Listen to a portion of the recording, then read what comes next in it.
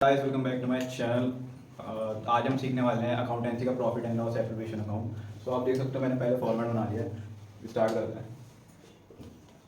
पहले आप लिख लेना पर्टिकुलर अमाउंट, फिर पर्टिकुलर अमाउंट। इजी फॉर्मेट है, आप देख सकते हो। सो एग्जाम्पल के साथ लेके चलते हैं। मान लो एक फॉर्म है मेरे नाम से फॉर्म, इसमें पार्टनर से 3 पार्टनर से लेते हैं, ए बी एंड सी। इनकी शेयरिंग रेशो कुछ भी ले लेते हैं, 2:2:1 नॉर्मल। सो ये बनाया क्या जाता है, ये इसलिए बनाया जाता है जैसे एक फर्म है, उसके जो एंड ऑफ द ईयर जो भी प्रॉफिट होगा और जो भी लॉसेज होगा उसे डिस्ट्रीब्यूट करेंगे हम उनका पार्टनर्स में। सो इससे पहले एक और अकाउंट बनता है प्रॉफिट एंड लॉस अकाउंट, वो दूसरे वीडियो में बताएंगे। और इसमें हम ज़्यादा टॉपिक कवर करने आ रहे हैं। एप्लीकेशन मतलब होता है डिस्ट्रीब्यूट करना। सो वही है, जो प्रॉफिट होगा वो डिस्ट्रीब्यूट करेंगे हम उनका पार्टनर्स में। सो एक एग्जाम्पल लेके चलते हैं। एक फर्म है, उसका एंड ऑफ द प्रॉफिट होता है 1 लाख का। यहाँ लिख लेंगे 2 नेट प्रॉफिट। इसमें एक और रूल होता है, जैसे इसका नेचर क्या है, नॉमिनल नेचर है। तो नॉमिनल का रूल क्या होता है, डेबिट होता है लॉसेस, क्रेडिट ऑल गेन्स। सो ये डेबिट साइड है और ये क्रेडिट साइड है। तो जितनी भी लॉसेस हो गया वो इस साइड आ जाएंगे और जितने क्रेडिट होगा वो साइड, और जितने गेन होगा वो साइड हो जाएगा। सो जैसे मान लो एक फॉर्म में जो प्रॉफिट होता है 1 लाख का है, तो इसका टोटल इस साइड लिख लेते हैं हम लोग, इतना आएगा 1 लाख रुपीज़ फॉर एग्जाम्पल मांगे तो। सो इस साइड हम लोग ये वर्ड से हम लोग यहाँ पे करेंगे, इसको आप याद कर सकते हो नॉर्मल है। C means commission, R means reserve, I means interest on capital और एस मीन्स सैलरी। सो ये चीज़ इधर ही आएगी, आप इससे याद कर सकते हो। तो इधर ही लिखोगे, एड्रेस में भी दी होगी तो लिख देना, अगर नहीं होगी तो नहीं लिखना। तो यहाँ का टोटल 1 लाख है, तो इसका टोटल आ जाएगा 80,000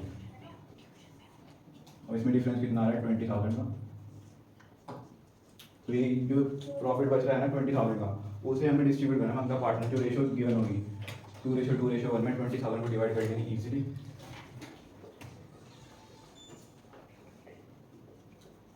क्या आ जाएगा 8,000 एंड 4,000। तो वही था जो पार्टनर को हम डिस्ट्रीब्यूट करते हैं, उसी के लिए हम ये अकाउंट बनाते हैं। So that's it. नमस्कार दोस्तों, बहुत बहुत वेलकम हमारे चैनल में आपका। तो आज हम पढ़ने वाले हैं profit and loss appropriation account. तो आइए शुरू करते हैं।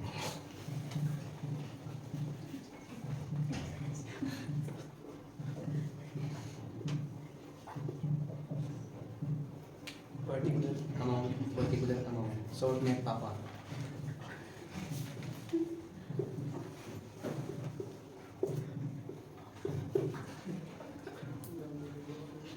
इस टॉपिक का मतलब क्या है?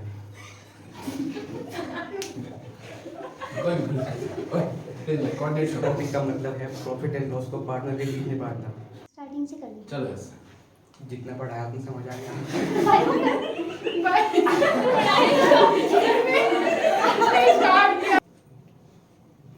तो इसमें क्या है, इसमें जो है वो है।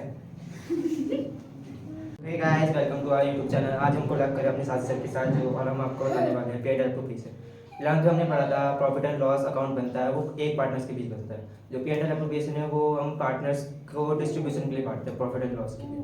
तो जैसे मैं आपको बता रहा हूँ, यह पर्टिकुलर अमाउंट एप्रोप्रिएशन में जो मतलब होता है वो होता है डिस्ट्रीब्यूशन, प्रॉफिट एंड लॉस का डिस्ट्रीब्यूशन, जिसमें हमारी सैलरी, रेम्यूनरेशन, कमीशन और आईसी वगैरह होते हैं जो हमें इसमें वो करनी पड़ती है डिस्ट्रीब्यूशन। इसका जो नेचर होता है वो नॉमिनल वो निकलता है प्रॉफिट, उसको हम बाय में डालते हैं, बाय एप्रोप्रिएशन में, by net appropriation before appropriation से पहले जो हमारा नेट प्रॉफिट निकला है वो हम यहाँ पे डालते हैं। और जो हमारा पार्टनर्स में डिस्ट्रीब्यूशन होता है, जैसे आईओसी होता है, वो हमारे क्वेश्चन में गिवन होता है, उनकी रेशो के हिसाब से उनके कैपिटल से हम उनके आईओसी निकालते हैं। तो आईओसी करके आईओसी जितने पार्टनर्स होंगे ए बी सी, इनके कैपिटल में से हम इनकी आईओसी निकालते हैं अगर क्वेश्चन में गिवन हो। और जितने भी एक्सपेंसेस होंगे उसे यहाँ डालेंगे और इनकम होंगे उसे यहाँ डालेंगे। अब इनके फिर पार्टनर्स की सैलरी होती है वो पर मंथ के हिसाब से होती है, पर क्वार्टर के हिसाब से होती है, अब हाफ ईयरली के हाफ ईयर के हिसाब से होती है, उसको भी हम पार्टनर्स में बांट देते हैं। जितने पार्टनर्स हैं बाकी वो गिवन होती है क्वेश्चन में। और इसके बाद कमीशन होती है पार्टनर्स की, और रिजर्व होता है वो भी हम यहाँ पे डाल देते हैं एक्सपेंस। to partners commission.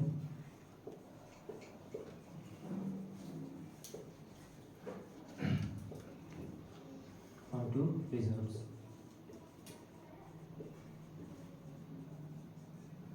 और यहाँ पे हमारा एक और चीज़ आती है जो हमारी उसमें आती है इनकम में, टू आईओडी। अगर क्वेश्चन में सिर्फ ड्राइंग गिवन होती है तो वो सिर्फ पी एंड एल में जाएगी, पर अगर आईओडी है वो पी एंड एल एप्रोप्रिएशन में जाएगी।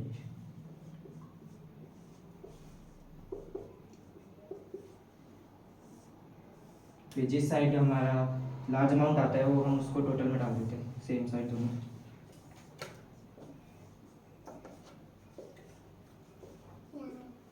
फिर अगर इस साइड का टोटल बढ़ा है तो हम दोनों साइड इस साइड का सेम जाएगा, और इस साइड का टोटल दोनों साइड इस साइड से भी जाएगा। फिर हम दोनों इन सबको ऐड करेंगे और जो माइनस करके जो अमाउंट आएगी, अगर ये इसका कम है तो यहाँ पे हम उसको अमाउंट को लिख देंगे, और by loss transfer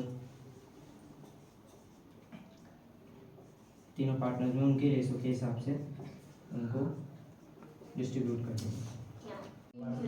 Hi guys, today we will learn about profit and loss appropriation account. What is profit and loss appropriation account? It is a special account that a firm prepares to distribute the profit among the partners. And loss appropriation हमेशा firm के point of view से बनता है.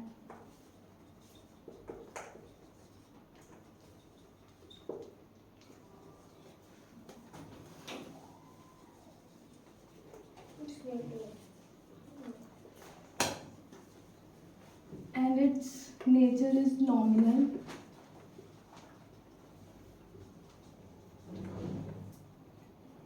Rule: debit all losses.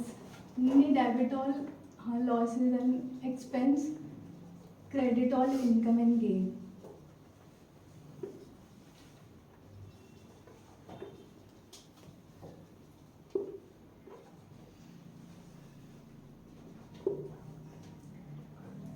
Debit side expenses come,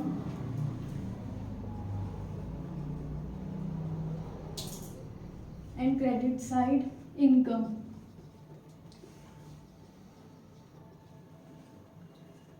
First we will write net profit. It is always given in the question.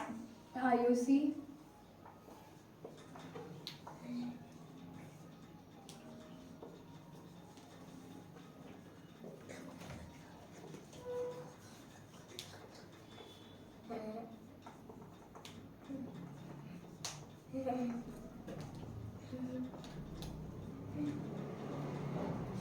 then salary,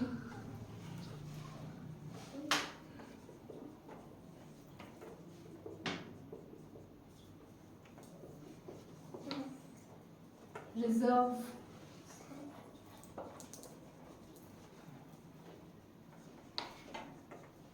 commission,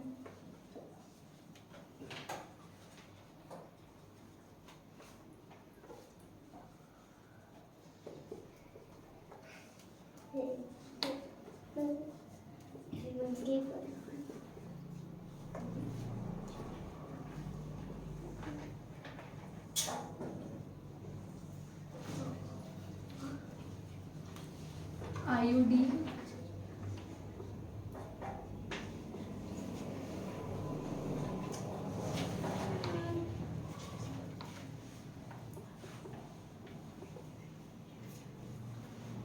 IUD is always distributed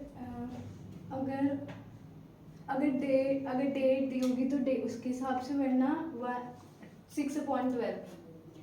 और IOC का rate दिया हुआ होता है question में। Salary अगर quarter दी होगी तो ×4, मंथ दिया होगा तो ×12। रिजर्व ये क्वेश्चन में दिया होता है कमीशन भी। और अगर प्रॉफिट आता है तो इधर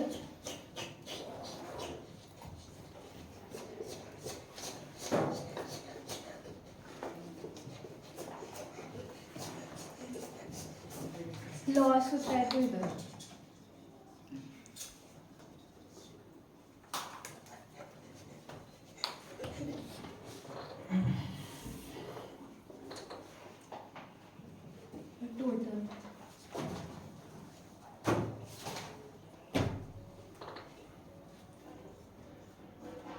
राम राम भाई सारे। तो हमारा आज का टॉपिक है WCR। ये टॉपिक बोर्ड के पॉइंट ऑफ व्यू से बहुत इंपॉर्टेंट है। कई बार ये टॉपिक 3 नंबर के क्वेश्चन में भी आ चुका है और कई बार ये टॉपिक 8 नंबर के क्वेश्चन में एडजस्टमेंट केस में आ रखा है। तो चलिए करते हैं इसे। WCR पहले WCR क्या होता है हम लोग एग्जांपल लेके चलते हैं। फॉर एग्जांपल एक फर्म है, उसमें एम्प्लॉय मतलब मशीन में काम करते समय उसका हाथ या पैर कुछ छिल गया। अब एट दैट टाइम पार्टनर इसमें नहीं है, टाउन में नहीं है, तो हम लोग क्या करेंगे? हम उसे ऐसा बोलेंगे कि अभी मत आना, जब पार्टनर्स आएंगे तब कराएंगे आपका इलाज। नहीं, हम उसे तुरंत हॉस्पिटलाइज करेंगे, उसका जो भी खर्चा आएगा वो हम लोग यहाँ से करेंगे। WCR वर्कमैन कंपनसेशन रिजर्व, जिसके लिए वो मेड होता है। और reserve which is made by employer to employer. तो इसके आज हम 4 केसेस करने वाले हैं। कर रहे हैं नथिंग मेंशन इन एडजस्टमेंट, तो हम उसको एग्जांपल के रूप में बैलेंस शीट बना मतलब क्वेश्चन के करके चलेंगे। WCR हमने मान लिया 1 लाख और ए भी 2 पार्टनर है 1:1। और इसमें क्या करें, नथिंग मेंशन इन एडजस्टमेंट, मतलब एडजस्टमेंट में कोई मेंशन नहीं है। तो reserve with WCR workman compensation reserve, तो ये रिजर्व है। At the end of year ये पार्टनर्स को डिस्ट्रीब्यूट हो जाएगा, तो उसको हम लोग डिस्ट्रीब्यूट कर देते हैं।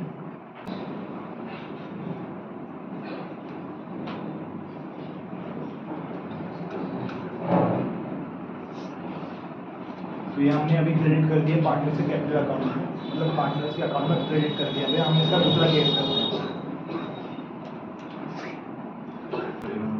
तो अभी कर रहे हैं हम लोग दूसरी एंट्री इसकी। इसमें क्या रहेगा, claim is less than the amount, मतलब एडजस्टमेंट मान लीजिए इसकी क्लेम है 50,000 का क्लेम आ गया इसका। बच्चों चुप रहो। हाँ, तो कर रहे हैं इसमें पहले entry WCR account debit to provision for WCR claim. मैं बार बार बता रहा हूँ कि इसको फुल में लिखना, कभी भी इसको शॉर्ट में लिख देना, मैं नंबर कटेंगे। To A's capital account to B's capital account. 1 lakh ये WCR का रिजर्व है, 50,000 का हमारा क्लेम आया और बाकी के 50,000 हम लोग 1:1 में डिवाइड कर देंगे पार्टनर्स को।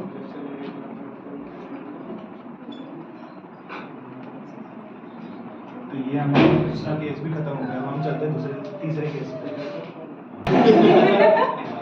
तो अब चले हम लोग तीसरे केस में। इसमें क्या रहेगा, liability is equal to the amount. जैसे क्या रहेगा, अभी सारे 9 का 9 सीखे निकले। WCR का रिजर्व है 1 लाख और इसका क्लेम आया टोटल 1 लाख का। तो चलिए इसकी एंट्री बनाते हैं।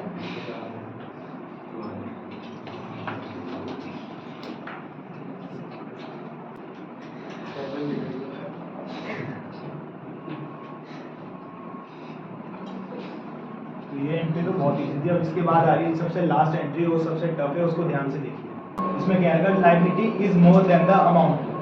WCR का रिजर्व है हमारा 1 लाख का और क्लेम आ रहा है 1,20,000 का। आमदनी अटर्नी, खर्चा रुपया। तो चलिए करते हैं। अभी ये तो बराबर नहीं आ रही है। अब हम 11 से पढ़ते आ रहे हैं कि हमेशा जनरल का डेबिट साइड और क्रेडिट साइड सेम आना चाहिए। चलिए इसको सेम निकालते हैं।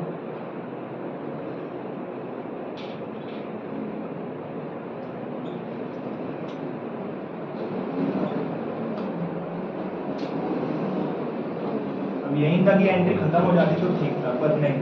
अभी इसकी एक और एंट्री बनेगी। आ रहा है, चल जल्दी बना लेते हैं।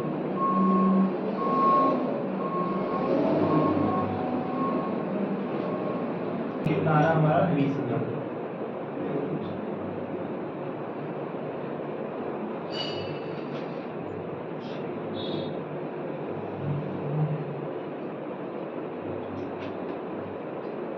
जब ये 20,000 है, इसको हम लोग दोनों पार्टनर्स में वो रेशियो में बांट देंगे।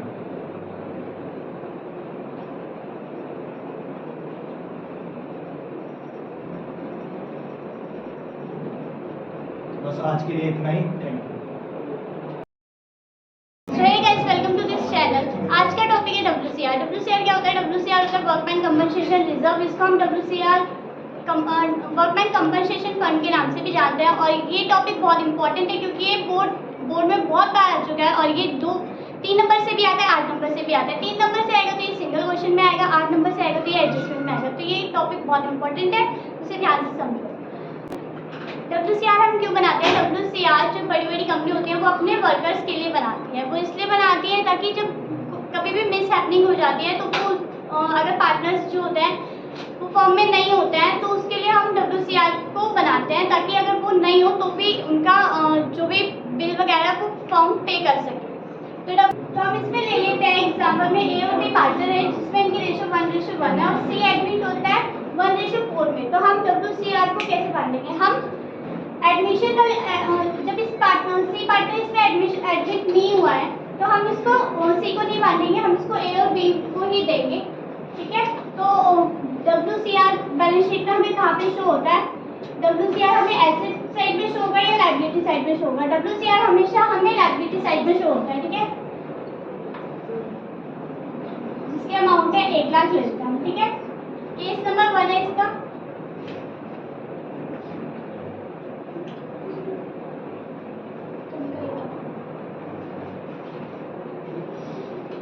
Nothing is mentioned in the adjustment.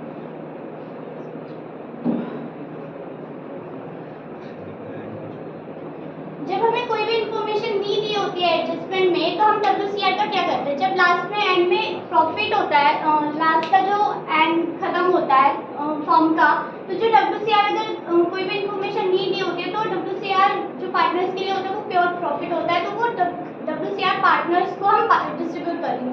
जब हम प्रॉफिट पार्टनर्स को डिस्ट्रीब्यूट करते हैं तो वो पार्टनर्स को क्रेडिट साइड होता है। तो हम इसकी एंट्री बनाएंगे WCR account debit 1 lakh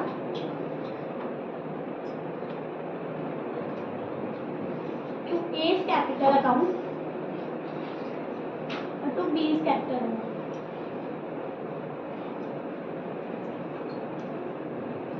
partners को जब भी हम प्रॉफिट डिस्ट्रीब्यूट करेंगे तो वो ओल्ड पार्टनर्स को करेंगे और ओल्ड रेशो में करेंगे। तो इसको हम 1:1 में करेंगे कि 50,000 डिस्ट्रीब्यूट हो जाएगा।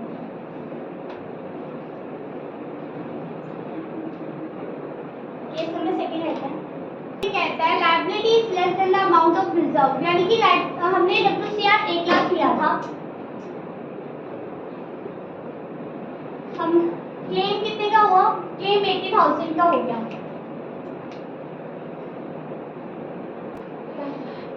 केस नंबर 2 है, केस नंबर कहता है 2 liability is less than the amount of reserve. हमारा रिजर्व 1 लाख का था लेकिन क्लेम कितने का हुआ? 80,000 का हुआ। तो हमारे पास अभी भी कितना प्रॉफिट बचा? हमारे पास बचा है अभी भी 20,000।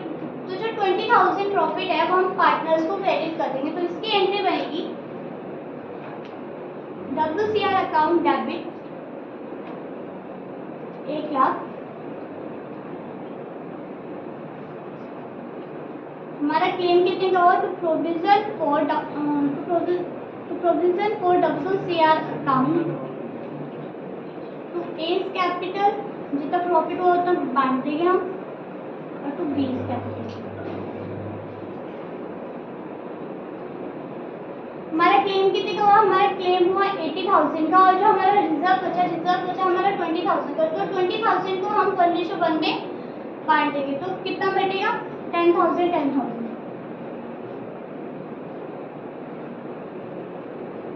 जब WCR हमारा 1 लाख का था और क्लेम भी उतने का ही हो गया, यानी कि ना पल्ले में ना गले में, तो यानी कि जितने का जो WCR था वो बचा नहीं, यानी कि वो क्लेम हो गया 1 लाख का ही। पार्टनर्स जो वर्कर्स थे वो सारे हाथ देने वाले थे इनमें। तो हम इसमें क्या करेंगे? एंट्री बनेगी WCR अकाउंट डेबिट 1 लाख। ठीक है, और हमारा क्लेम कितने का हुआ? Provision for WCR।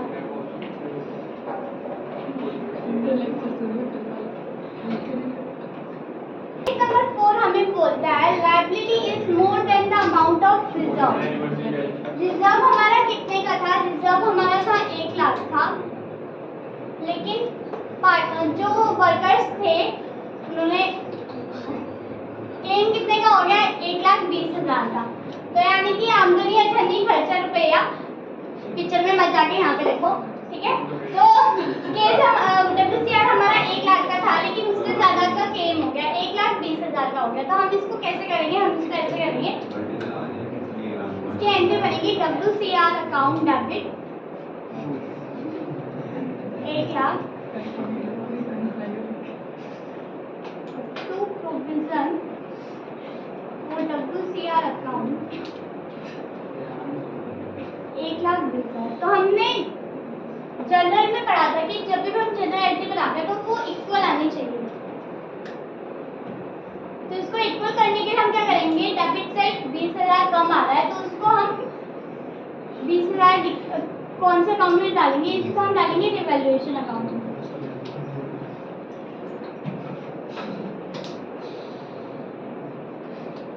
फॉर्म के लिए 20,000 क्या है, फॉर्म के लिए 20,000 खर्चा है, फॉर्म जो है वो लॉस में जा रही है। तो ये जो 20,000 है ये कौन बियर करेगा, ये बियर पार्टनर करेगा या वर्कर्स करेंगे, तो ये पार्टनर्स ही करेंगे। तो इसको इस एंट्री को हम कैसे करेंगे, रिवैल्यूएशन डेबिट साइड है तो इसको कैंसिल करने के लिए हमें क्रेडिट साइड करना पड़ेगा। तो हम इसको ऐसे करेंगे, टू रिवैल्यूएशन अकाउंट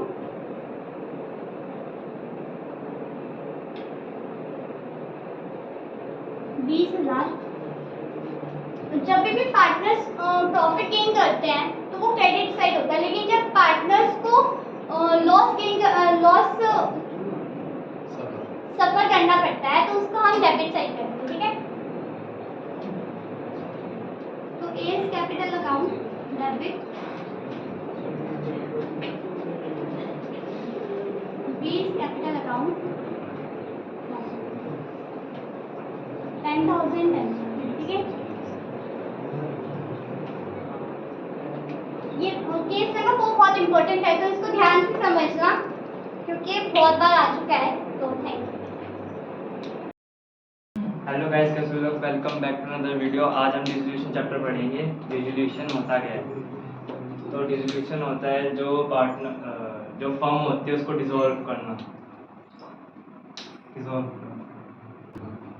तो हमने पढ़ा, हमने भी बोला हुआ है तो अभी हमने जो पढ़ा अब उसके आगे का ये डिसोल्यूशन के मतलब डिसोल्यूशन किस तरह का होता है। एक तो स्टॉप होता है, फिर फिनिश होता है, लॉकआउट होता है। लॉकआउट मतलब पूरा फर्म जो होता है डिलीट मतलब ख़त्म कर देना, पूरा जो फर्म होता है इसकी कंपनी सब डिस्ट्रॉय करना, डिसोल्यूट करना।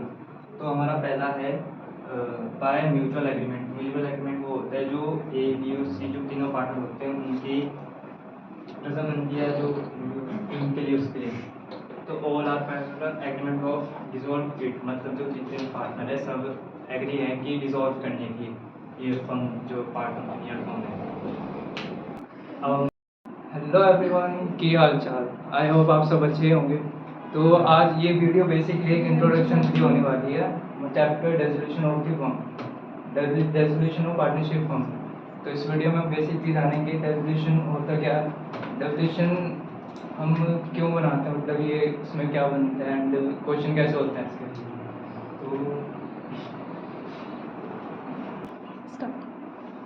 तो पहले हम जान लेते हैं डिसोल्यूशन मतलब आखिर होता क्या। तो डिसोल्यूशन का मतलब होता है स्टॉप, डिसॉल्व होना किसी चीज़ से, जैसे वर्ड से पता चलता है डिसॉल्व होना। तो डिसोल्यूशन ऑफ पार्टनरशिप फॉर्म मतलब पार्टनर फॉर्म का स्टॉप होना, डिसॉल्व होना या लॉकआउट या फिनिश हो जाना, बेसिकली फॉर्म बंद हो जाना।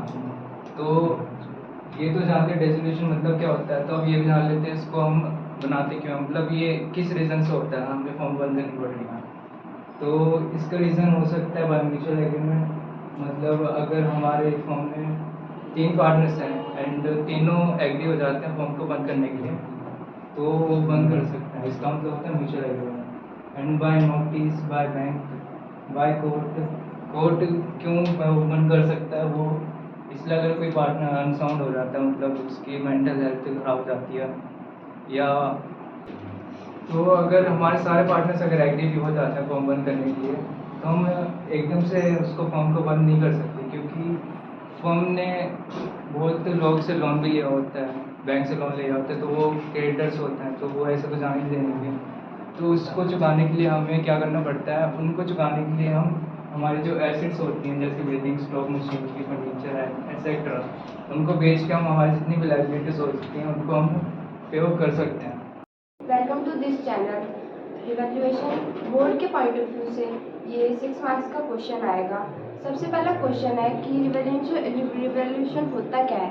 रिवैल्यूएशन जब भी कोई नया पार्टनर फर्म में एडमिट होता है या फिर फर्म से रिटायर होता है या फिर उसकी किसी उस हादसे में डेथ हो जाए, तब हमारी फर्म रिवैल्यू करेगी।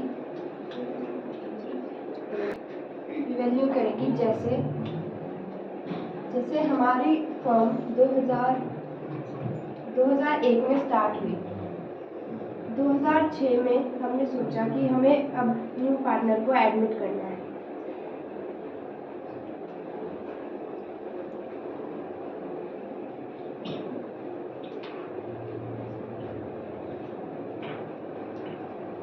इसमें जितना भी गैप होगा 5 years का, इसके बाद 31 मार्च को जितना भी इसका प्रॉफिट आएगा, जितने भी 5 सालों का प्रॉफिट आएगा, वो हमें डिस्ट्रीब्यूट करना है ए और बी को। इसकी रेशियो है इक्वली मान लेते हैं। तो प्रॉफिट को डिस्ट्रीब्यूट अगर हम नहीं करेंगे तो ये जो हमारा जो हमारा पार्टनर एडमिट होगा फर्म में,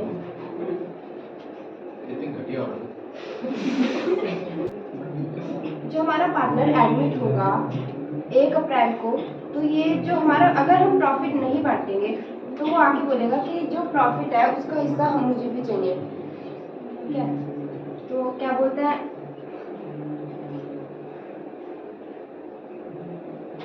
और अगर हमने इसको हिस्सा नहीं दिया तो ये बोलेगा कि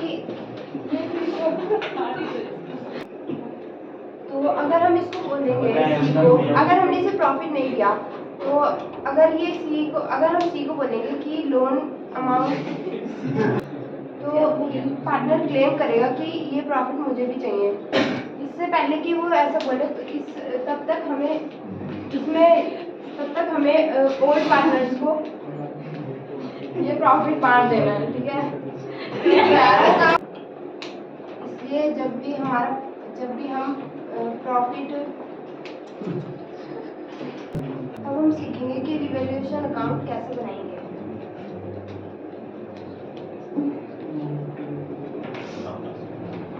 अगर हमारी एसेट डिक्रीज होगी तो वो डेबिट साइड आएगी, और अगर इंक्रीज होगी तो क्रेडिट साइड आएगी।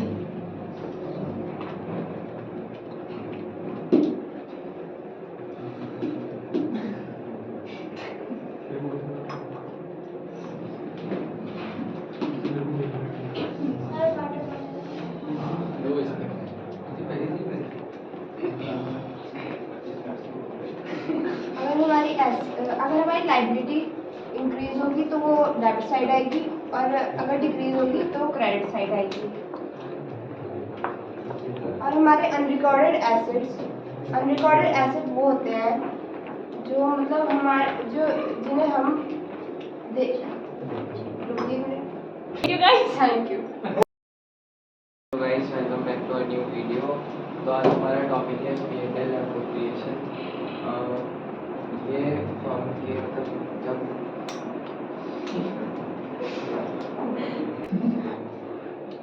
P&L एप्रोप्रिएशन ईयर की लास्ट में बनता है, इसको हम फर्म के पॉइंट ऑफ व्यू से देखते हैं। और इसका नेचर नॉमिनल होता है। Debit all losses and expense and credit all profit and gain. तो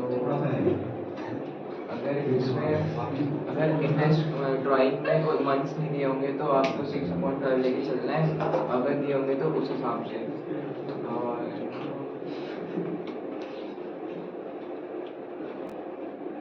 अगर पार्टनर्स का रेशो गिवन होगा तो उसमें ट्रांसफ़र करना है प्रॉफिट या लॉस जो भी होगा, अगर नहीं दिया हुआ होगा तो इक्वली डिस्ट्रीब्यूट करना है। तो चलिए दोस्तों, आज हम अकाउंटेंसी वॉल्यूम 1 का chapter dissolution of partnership firm पढ़ेंगे। ये चैप्टर, इस चैप्टर के नाम से जैसे ये चैप्टर शुरू होता है वहीं से इसकी इंपॉर्टेंस शुरू हो जाती है।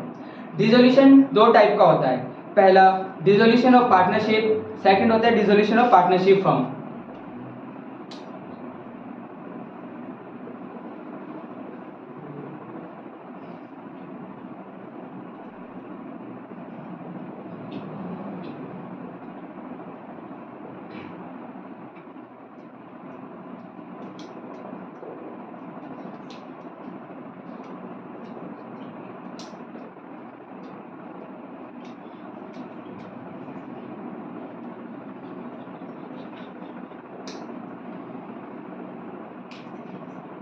तो पहले हम डिसोल्यूशन का मतलब समझते हैं। डिसोल्यूशन का मतलब होता है फर्म को स्टॉप करना, डिसॉल्व करना या हमेशा के लिए लॉकआउट करना। तो इसके कई सारे रीजन हो सकते हैं। पहला है इसमें by mutual agreement. Mutual agreement, suppose कि जैसे ए बी सी 3 पार्टनर हैं, अगर ये तीनों के तीनों पार्टनर एग्री होते हैं फर्म को डिसॉल्व करना या फर्म को बंद करना, तो वो एग्रीमेंट के दौरान फर्म को बंद कर सकते हैं। सेकंड है बाय नोटिस। जो पार्टनरशिप हमारी एट विल पर होती है, मतलब कि विरासत के रूप में अंडर सेक्शन 43 के, तो वे तीनों के पार्टनर फर्म को बंद कर सकते हैं, बाय नोटिस के फर्म को बंद कर सकते हैं। थर्ड है बाय कोर्ट। कोर्ट फर्म को हम कब कब डिसॉल्व कर सकती है, जैसे वे कुछ चीज़ों को पाए, जैसे अनसाउंड माइंड का हो जाना या कोई एग्रीमेंट का ब्रीच हो जाना, मतलब तोड़ना, तो वे फर्म को बंद कर सकते हैं या बार बार लॉस होता जा रहा हो। फोर्थ है miss happening event. Miss happening event मतलब जैसे कोई किसी पार्टनर की डेथ हो जाए, आप पार्टनरशिप फर्म को कंटिन्यू नहीं करना चाहते, या इंसॉल्वेंट हो जाना, तो अगर फर्म ही बंद हो रही है तो इनके कुछ बुक अकाउंट भी बनते हैं। जैसे पहला अकाउंट है रियलाइजेशन अकाउंट, सेकंड है पार्टनर कैपिटल्स अकाउंट और पार्टनर का loan account. Partner loan account तब बनता है जब फर्म ने किसी पार्टनर से लोन लिया हो, तब लोन अकाउंट बनता है। फोर्थ इसमें बनता है कैश और बैंक अकाउंट। इसमें बैलेंस शीट नहीं बनती। बैलेंस शीट तब बनती है अगर फर्म कंटिन्यू हो रही हो या चल रही हो, तब बैलेंस शीट बनती है। दिल तेरा जदों टूटूगा तां कहंदी हुंदी सी चन तक रा बना दे, तारे ने पसंद मैनू हेठां सहारे ला दे। उन्हां तारियां दे विच जदों मैनू वेखेंगी, मेरी याद जदों आऊगी तां पता लगूगा। दिल नाल लारे नी तू लाउण वालीए, दिल तेरा जदों टूटूगा तां पता लगूगा। दिल नाल लारे नी तू